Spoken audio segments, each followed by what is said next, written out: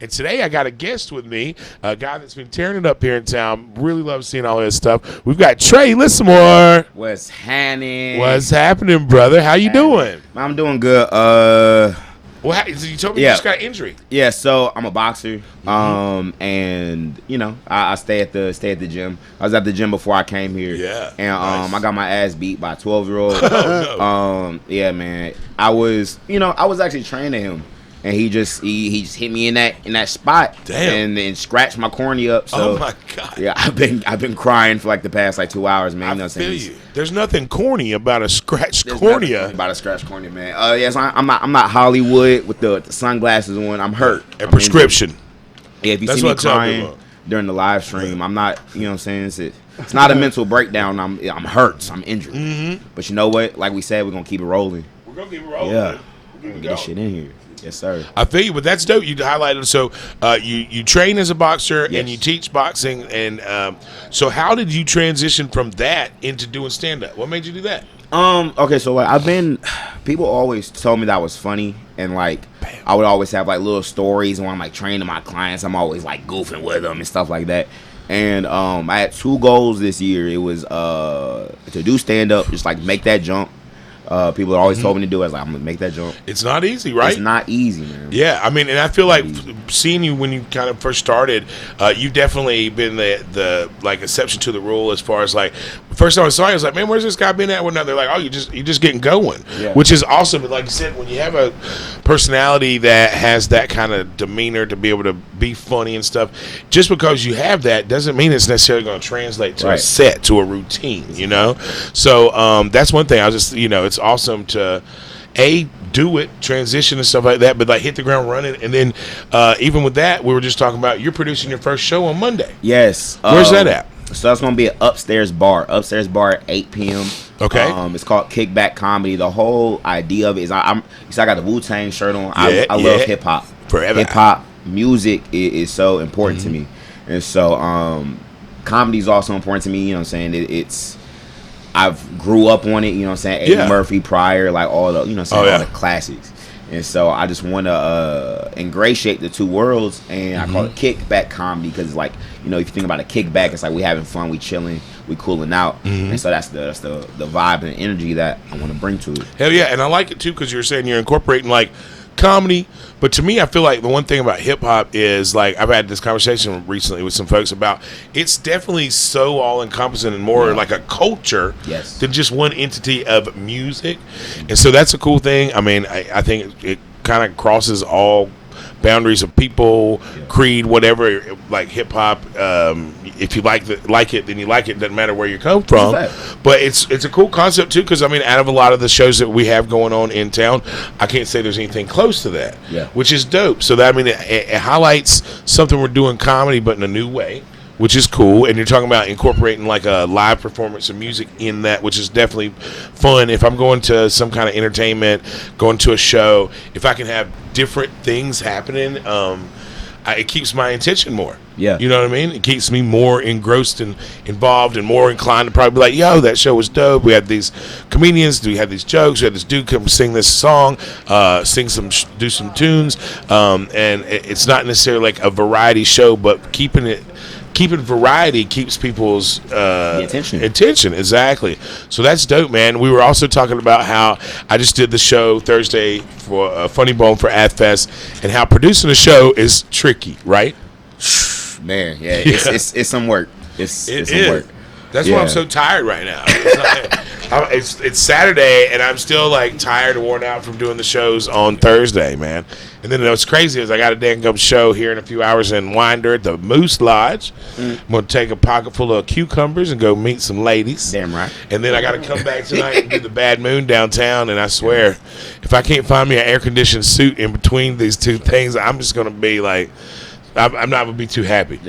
Like that's the only thing. I could probably rather be in pain than like constant hot like this, dog.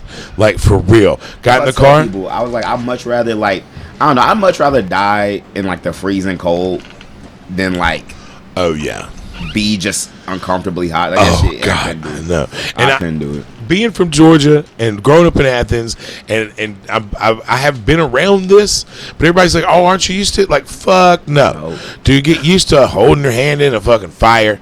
You have to deal with it, man. And that's the thing. I swear. It's I can see how back in the day, if you're, they're like, we winter in Georgia and we summer in the Hamptons. Well, shit, I ain't summer in the Hamptons to be cool looking. I'm just trying to be cool feeling. That's you know what I'm fact. saying? Yeah. Usually the combination of the two never happens. Me feeling cool and looking cool is different. You know what I'm saying? So that's the one thing I do like talking to people about when they start it for the first time. When your thoughts about before you did the first time and then after, how did you feel?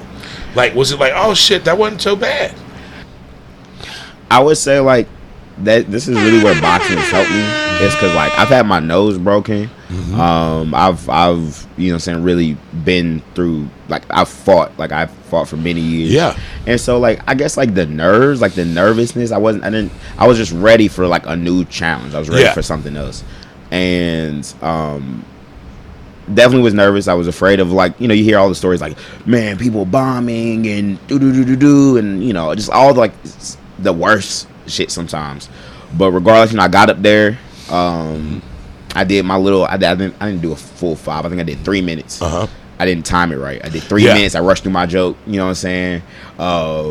Yeah, I feel you. Trying to hit all my parts, trying to just kind of get it done with. And then afterwards, I think the biggest thing is I wanted those 2 minutes. I was like, I want more. I want to keep going. I want more time. Yeah. I want to keep writing material. I want to keep getting better.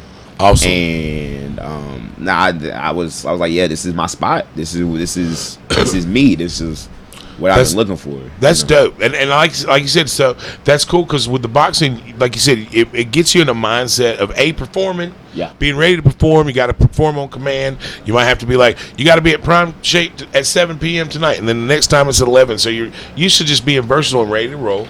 But then also with boxing, like anything like that, it's not like you can have a game plan, but you have to be versatile and be able to pivot because of the way it goes and stuff like that. So that's definitely with comedy. And I like what you said because like that's the thing for me, and I'm still working on this too, is I can have a 5-minute set, but then you get that energy. Yeah. You start going and you're like you can't, like, for me, I won't take enough time to let the laughs fully go or land, and then I'm stepping on myself. But it's because of excitement. Yeah. You're like, man, I'm ready to get this next part out there. But like that's the one of the biggest critiques that's helped me is to be like, slow down a little bit. Don't worry about his time, like being like, oh, I gotta adhere to this 5 minutes. Like everything's kind of organic, and a lot of the things too. They're like, you got a 5-minute set, you do 4 good minutes. Fuck yeah, we're good. Yeah. If you're rolling and it goes 6 or so, it's still that's the kind of the thing. It's like you can't really just. It's like, oh, we're painting the Mona Lisa, but your time's up and you still don't have ears on the bench. Yeah, you know what I'm saying? Like, let's get the ears on the bench. And I was talking about that last night. Actually, I have been to Paris, to the Louvre, and seen the Mona Lisa, and I'm going to be honest with you, very underwhelming. All right, like I wander around at the arts and crafts here at Athfest. Half the booths here and the art there is so much more encapsulating and tantalizing than a very plain looking bitch up in there. You know what I'm saying? It's really small too, isn't it? Don't pay hundreds of francs. You get a postcard that'll give you the same feeling, I swear to God. Oh, Mona Lisa, my balls, Oh, man. What time is it, guys? I don't want to go over. You still got like 9, 10 minutes. Oh, shit. That is the worst thing, too, when you're doing a set. And you're like, oh, it's 5 minutes. You're like, dude, I've crushed it. I went 5 minutes. You're like, how much time I got left? You're like, you got 4 minutes out of 5. You're like, oh, shit. and have you noticed that? Have you noticed with your time, like, practice a little bit, getting more comfortable? Yeah. For me, like, today I've got 2 different 15-ish minute sets.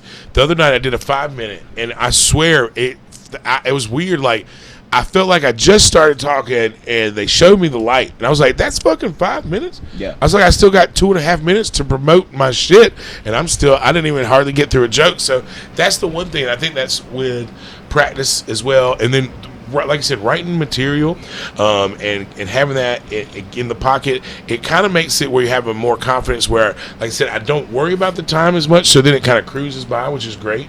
But then also, I do want to try to be like, all right, I don't want to do a completely 15, 20 minutes, totally spastic, not looking like I'm paying attention, but sometimes you just get rolling and you go with it. And then, I mean, like I said, I know one thing, there's no promoter or anybody that's going to stop you in the middle if the crowd is laughing, because that's how they make their money. You know what I'm saying? Shit, is this a picture right here, Trey? Yep, that's me. Fuck yeah, dude. That's look at this, me, man. I love technology. I love technology. So the kickback is Monday at the Upstairs Bar. Yes, sir.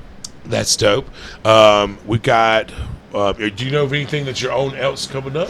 I know we got a few more things coming up. I just hadn't been able to keep track of everything. I think biggest thing right now, June was a really busy month for me. Yeah. I'm best friends with my Google Calendar. Like I be trying to just pack that joint up, man. It's everything. And so I know for me, the last thing to have for the month of June was my own show, just so that way I can put like all my focus on that. Yeah. And then from there, it's a monthly show, so it's gonna be the last Monday of every month. So that's July, whatever, there'll be another iteration. You know what I'm saying, with another live music. You know what I'm saying, guests with some more people, and just really trying to just flesh that out and evolve it. Yeah. I'm trying to get back out. I would just hit the Laughing Skull earlier this month. I'm trying to hit that again in July. Do that on Tuesday. Shit, that's, like I said, it's crazy. I made it this long.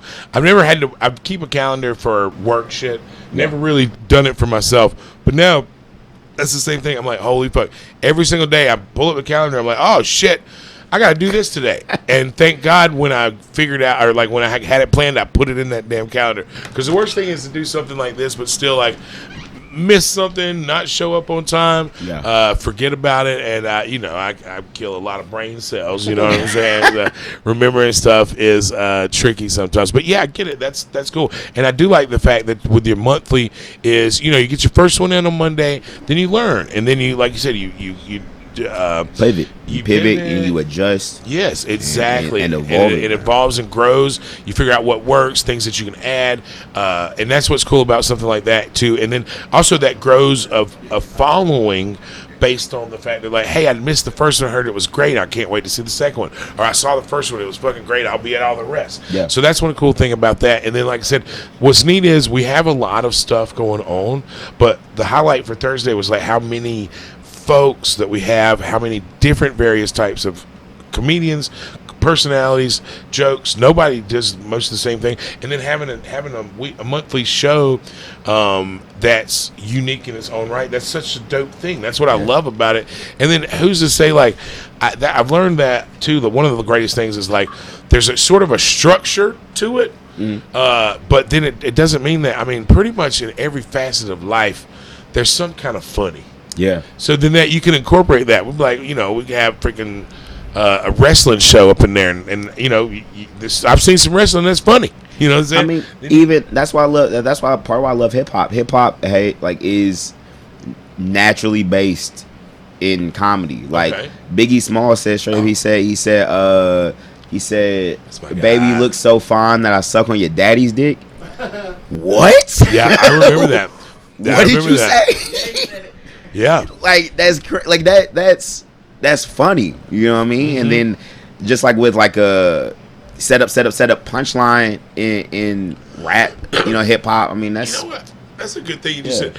Honestly, set up punchline. I almost feel like in a way that your boxing is such a similar thing as far as your mentality. You're like, all right, I got a combo punch. Yep. Because you have to do a setup to maybe get somebody to drop their guard to catch that, and that's the same thing. You know with what you're talking about. And exactly, for real, right? I mean, I took some taekwondo, but that's the same with comedy, and it takes practice, because that's the one thing I talked with somebody last night is I've got this one joke, my Zombieland joke about the movie. Yeah. It's the one I work on a lot because I pretty much throw it out there anyway because, oh shit, I'm in a movie, let's talk about that shit. Sure. But it's one of those two, it's like I can, based on my time, I can do a 4-minute version. I can do a 7-minute version. Then I add little bitty, because it's a story too. And I learned the first couple times, if you talk too long without a little punch, like a little tag or something like that, people, even if it's going to have a really funny end, people are kind of like, all right, and start looking around, you know. So that's the one thing too, is like, all right, I'm telling you about my little dick, but let me tell you, like, real quick, I'm gonna set you up with the big balls. And they're like, what? I'm like, little dick coming across the face, bam. You know, but it's practice. But yeah, honestly, in any kind of like sports, I feel like the way boxing is in that instance is exactly how you said, and which is crazy to think, you know, how it translates to comedy. Yeah. You know what I mean? And so, I mean, life is ironic, and sometimes comedy is not necessarily funny, but it's still comedy, still you know? Good. So, well, man, I've had a great time having you out here, man. We're definitely looking forward to getting more stuff going on. Make sure you check out what's your handles on Instagram and handles. It's at YJB.TREY. We got YJB.Trey. That's at Instagram and also Facebook. Really just Instagram. Okay, got you. Really just Instagram. Are you doing YouTube yet? You doing it? Not really. I've been trying to what is it? Hit the little little TikTok. That's so I've gotten people recommend TikTok. I haven't done that yet. I haven't committed. My problem is I'm an older dude. I went through college without the fucking internet mostly. I didn't have a cellular phone until I was about 20. You know what? My niece is on that, and so the thing about it, your niece is on TikTok. Yeah, give me your handle. I'll hit her. 12 or something. Hey, niecey poo, what's up? You're like them. But I've heard that the reason it's more, it's like you get somehow the algorithms or whatever get to a lot more people specific than Facebook and stuff. But for me now, it's I got 2 Instagrams, 2 Facebook. We got the YouTube. I'm like, God damn, it's so much to do. Well, look, guys, we've been Nateball and Trey. Yes, sir. Here on the live stream for JOKERJOKERtv, Athfest 2024. Hit up Trey on the socials. Keep an eye out for it. It's Nateball, y'all. And watch JOKERJOKERtv all the time. Just fucking all the time. Yes. And we'll see y'all guys later.